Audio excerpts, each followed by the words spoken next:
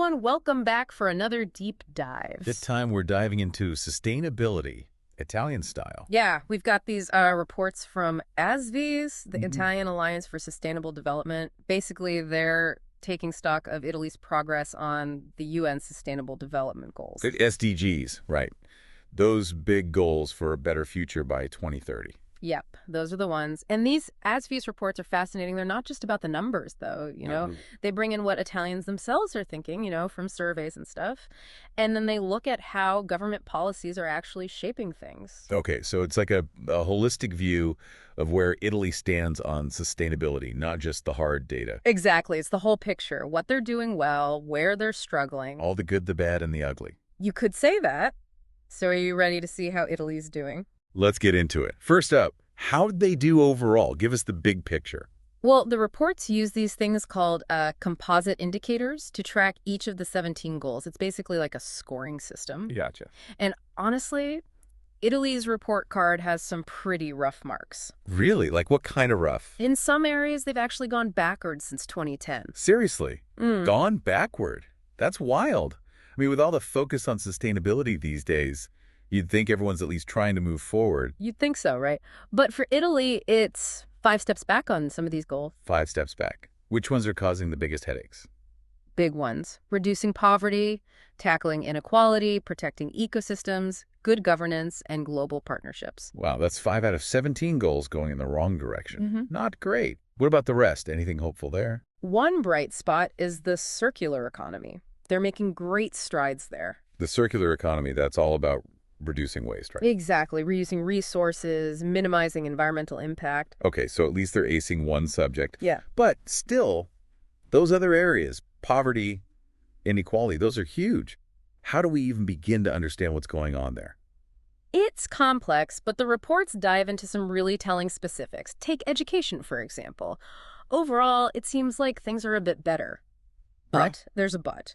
They're falling behind their European neighbors when it comes to high school graduation rates. And that's a problem because... Well, think about it. A less educated workforce impacts everything. Jobs, the economy, even people's overall well-being. Right, it's all connected. And it gets even more worrying. The number of students struggling with basic math and reading, it's actually on the rise. Dude. Yeah. That's a major red flag for the future. If young people don't have those basic skills, it impacts everything. It's like trying to build a house on a shaky foundation. It's just not going to end well. So we've got some education trouble brewing. What about jobs and the overall economy? Are those at least stable? It's a mixed bag there, too. On the surface, employment numbers look good. They're going up. That's good, right? It would seem so, but when you dig a little deeper, there are some pretty alarming signs. There are serious concerns about the quality of those jobs, and a lot of young people are stuck. Stuck how? Unemployed, underemployed, you name it. It's a whole generation in limbo. Wow, so the numbers might look okay from afar, but the reality on the ground is much different. Exactly. And that's a recipe for frustration, maybe even unrest, when young people can't build a future. For sure. And I bet that's why the reports are highlighting that link between these shaky job prospects and things like poverty and even brain drain, right? Yeah, it's all connected. If young people don't see a future for themselves in Italy, they'll go elsewhere. Makes sense. Okay, so we've got some pretty big challenges with education, with the economy, but we haven't even touched on what might be the biggest elephant in the room: climate change. What's the deal there? Are the alarms ringing? Oh, the reports don't sugarcoat it. Italy's warming faster than the global average. Which is already pretty alarming, let's be honest. No kidding. And we're not talking about a degree or two here. Yeah. By mid-century, they're projecting a potential 4 degrees Celsius increase. 4 degrees. Yeah. That's massive. To put that in perspective for our listeners, think about how hot a summer day already feels. Now add 4 more degrees on top of that, permanently. It's not a pretty picture. And the reports are very clear. This kind of temperature spike would have a devastating impact on, well, everything. Agriculture, water, public health, ecosystems, you name it. It'll be affected. So it's like a cascade of consequences, one thing impacting another. Exactly. It's a domino effect, and not in a good way. Okay, so we've got the data, and it's not looking great. But what about the human side of all this? What are Italians saying about all these challenges? Are they concerned? Are they ignoring it? What's the vibe? That's what I love about these ASviS reports. They don't just focus on the cold, hard data. They also tap into public perception. And what they found is really interesting.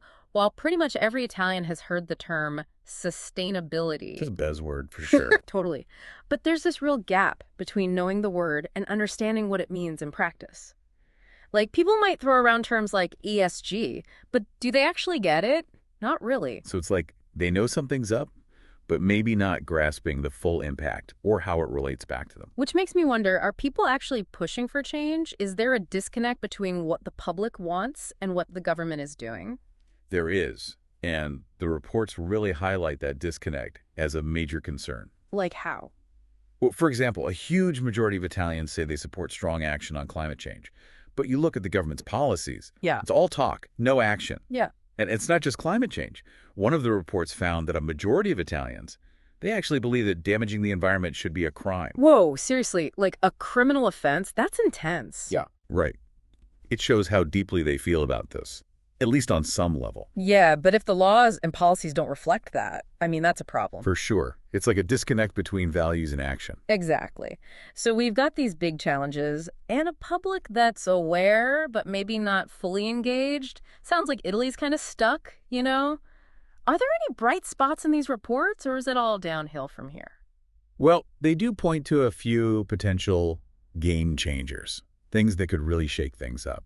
Okay, so some high stakes, high reward kind of stuff. I like it. What are we talking about here? One big one is this push for regional autonomy, basically giving more power to individual regions. Interesting. Is that a good thing or a bad thing? It could go either way, honestly.